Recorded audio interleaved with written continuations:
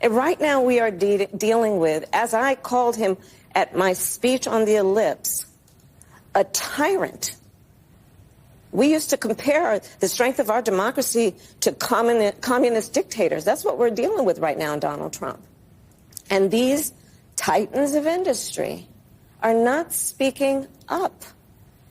And perhaps it is because his threats and the way he has used the weight of the federal government to take out vengeance on his critics is something that they fear, and I get that. I understand why they do. We've seen the demonstration of it. The sitting vice president enters the race against a former president of the United States who's been running for 10 years with 107 days to go. And it ended up being the closest presidential election in the 21st century. And we got to talk about Kamala Harris, who has now come out of her cave, right, from drinking wine, coping with the fact that she lost the 2024 election to sell a book that nobody's going to read, okay? She has her book talking about her presidential campaign that was probably one of the most embarrassing presidential campaigns that we've seen in a long, long, long time. And let's just say that I think that she's going to have a hard time selling the book because her popularity, her favorability is not only declining with the country as a whole, but it's declining with the Democrat Party, and it's also declining with her home state. Take a look. I would just say that if you want a messenger to go against Donald Trump, you can do far better as Democrats than Kamala Harris. What are we talking about here? Well, let's take a look at her net favorable ratings nationwide. You know, back in October of 2024, she was at -5 points. Not exactly great, but pretty close to the zero mark, right? Pretty close to even. But now, down under she goes. She's at -13 points. That's an 8-point drop since the general election among the overall electorate. She is not well liked at this particular point. The American people, they don't want this. They don't want her. And get this, she's 37 points underwater with independents. If you can't win independents, you can't win the election. And the bottom line is, with those in the center of the electorate, those who are the most up for grabs, she is way, way, way underwater. She is definitely swimming with the fishes. So that's overarching, right? Looking at the whole country. What about Democrats in particular? Where does she stand with Democrats? Yeah, okay. So what about the political base that is Democrats? Well, why don't we talk here? All right. Top choices for 2028 Democratic nominee. Now, it's still really early, but I think this really tells you that over the last few months, Democrats have really sort of put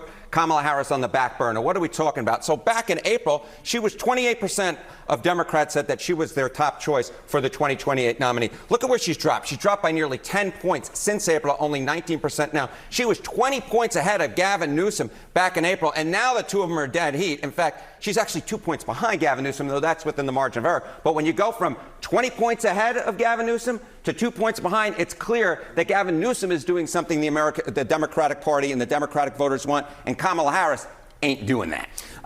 And this also, when you look at that number, like gives a lot of space to a lot of other people that might want to jump into the race.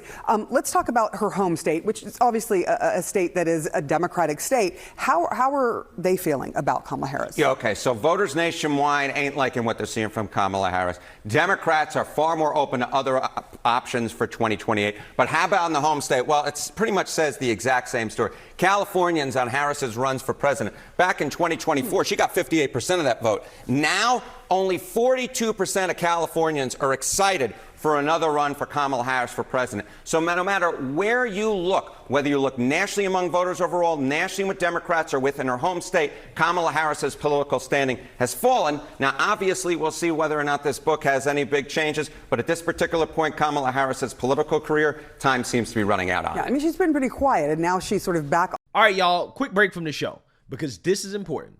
Look, we talk a lot here about standing up for yourself, not letting big corporations, the government, or anybody else push you around. But what happens when real life hits, car accidents, workplace injuries, medical mistakes, and suddenly you're the little guy going up against a massive insurance company? Well, that's where Morgan & Morgan comes in. There's a reason reporters never run out of breaking news. Just like there's a reason Morgan & Morgan is America's largest injury law firm. They've recovered over $25 billion for 500,000 clients with more than 1,000 lawyers nationwide, and they're built on one simple idea. For the people. That means when you're hurt, you don't pay them a dime up front. They only get paid if you win. And trust me, these big companies have teams of big lawyers working against you. You need somebody just as powerful fighting for you. When you hire Morgan & Morgan, it's like hiring a legal army that has your back. If you're injured because of somebody else's negligence, you deserve to be paid. So if you've been hurt in an accident, at work, or anywhere in between, don't roll the dice alone. You can check out Morgan & Morgan. Their fee is free unless they win. You can start your claim now by clicking the link in the description or by scanning the QR code on screen from your phone's camera. Because at the end of the day, protecting yourself and your family isn't just common sense. It's conservative values in action. Yeah, so you see that, you heard that. Now, in this interview with Rachel Maddow on MSNBC, aka BS Now, Kamala Harris is going to get confronted about a controversial section of her book where she basically admits that she didn't pick Pete Buttigieg as VP because he's gay, right? That's what she said. And again, Rachel Maddow is going to confront her about that. And I think that her answer was pretty interesting. So without further ado, let's go ahead and get into this. I guess I'd ask you to just elaborate on that a little bit. It's hard to hear. Yeah. With you running as, you're the first woman elected vice president. You're a black woman and a South Asian woman elected to that high office, very nearly elected president. To say that he couldn't be on the ticket effectively because he was gay is hard to hear. No. That's not what I said.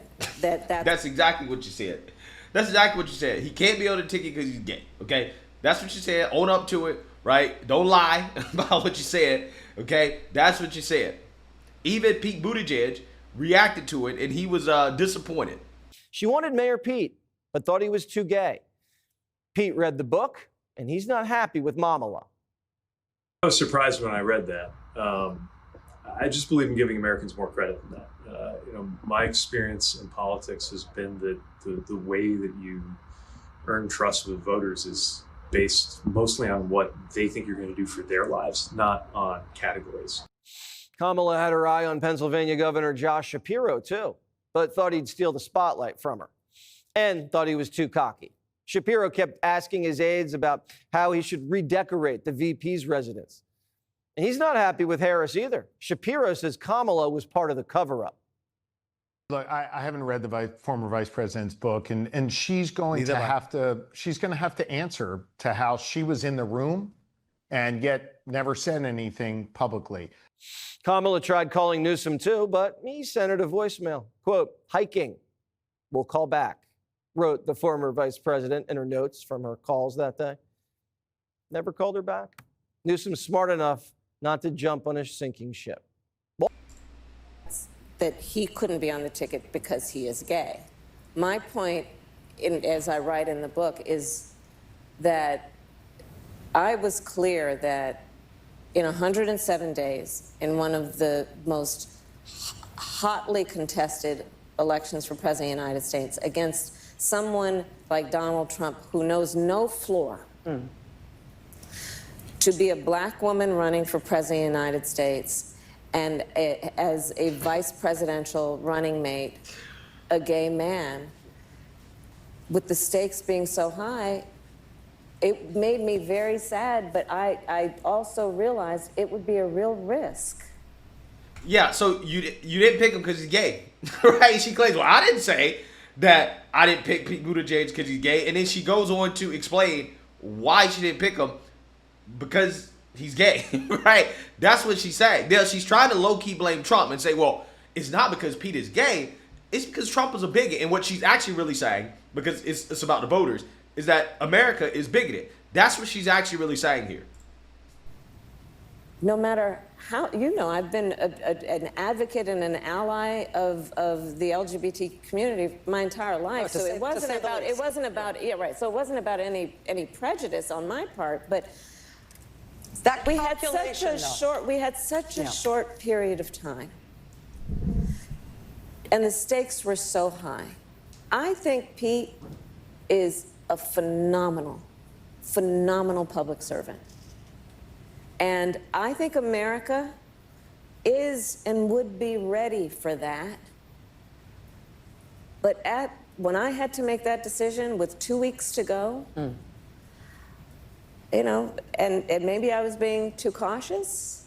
You know, I'll let our friends, we should all talk about that. Maybe I was. But that's the decision I made, and I, as with everything else in the book, I'm being very candid about that. Yeah. With a great deal of sadness about also the fact that it might have been a risk. Wow. Wow. Wow. Guys, I honestly cannot believe that this woman made it to the top of politics, right? I cannot believe this woman became vice president of the United States of America. It does say a lot about the country, right? That this woman actually became vice president. She is the least talented politician that I think I've ever seen. Again, I'm still trying to figure out how did she get so far, okay? If so-called systemic racism and systemic sexism too, right, against alleged black women, it's so prevalent in this country. How the hell did Kamala Harris get into the positions of power that she's gotten into? Because every time I've heard this woman talk, I've never heard her say anything impressive, right? Where I've just taken a step back and said, you know, I think that Kamala Harris, you know, she might have some talent, right? She's an impressive person, because this is a really, really, really bad explanation for why is it that you wrote in your book that you didn't pick Pete Buttigieg because he's gay. Because it's clearly what you said. Her explanation for it is blaming Trump, and in a roundabout way, blaming the American people, while also at the same time saying, well, I think that America is ready for it. Well, if you thought that America was ready for it, then Trump and whatever attacks he may levy against Pete Buttigieg, which, by the way, I don't think I've ever heard Trump attack a Democrat for being gay.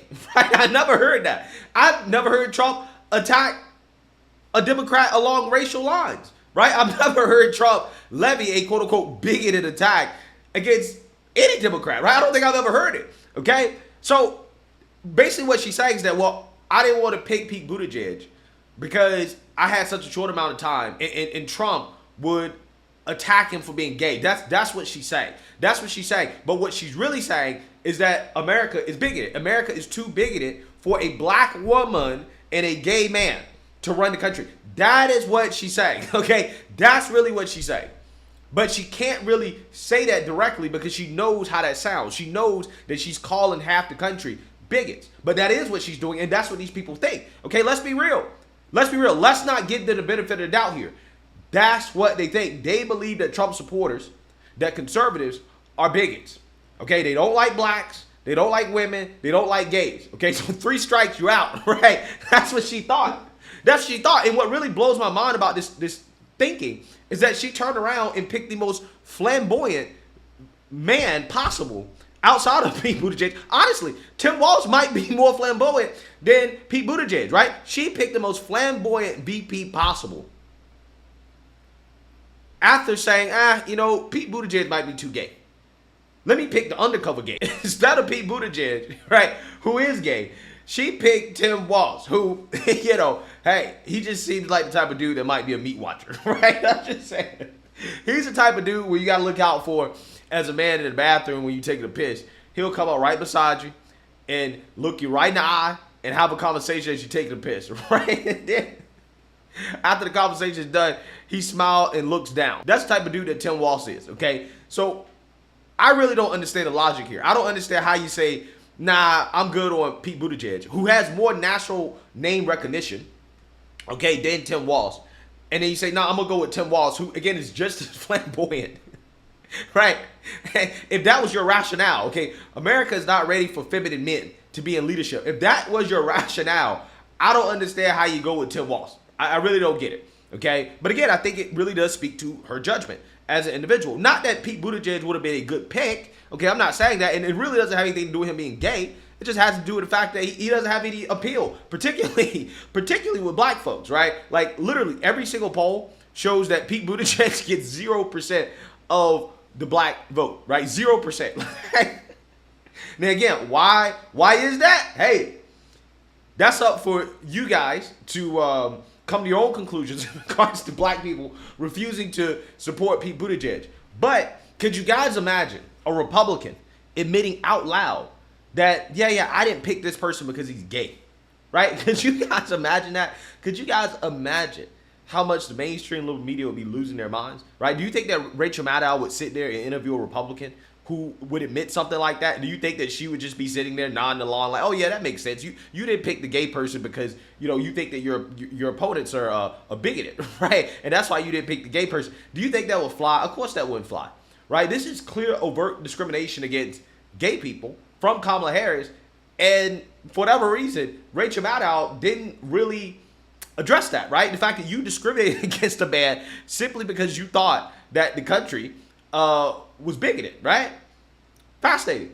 Because again, I don't have any examples of Republicans overtly discriminating against somebody, right? But we do now of a Democrat, right? A Democrat just admitted out loud, yeah, we discriminate against gays. But this is just another example of the clear difference between Republicans and Democrats, right? Democrats focus on identity politics over everything else.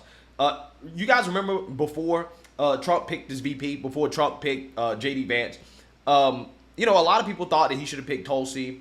You know, a lot of people thought that, you know, he should have picked Tim Scott or a black guy or whatever. There was like, you know, 2 white guys can't win a general election, right? This is what the thought process was. But Trump didn't go along with that. He decided to pick who he believed to be the best person for the job, and that was J.D. Vance. And it turns out that not only did Trump win, okay, with 2 white guys on the ticket, even though people said that, no, you can't win with 2 white guys, J.D. Vance, in my opinion, has been doing a great job, right? I think that he's definitely an upgrade over Mike Pence. So, you know, in that situation, rejecting identity politics and just going with, hey, this is who I think is the best person for the job, right? Rather than thinking about, well, is America going to elect 2 white guys? It turns out the rejection of identity politics worked for Trump.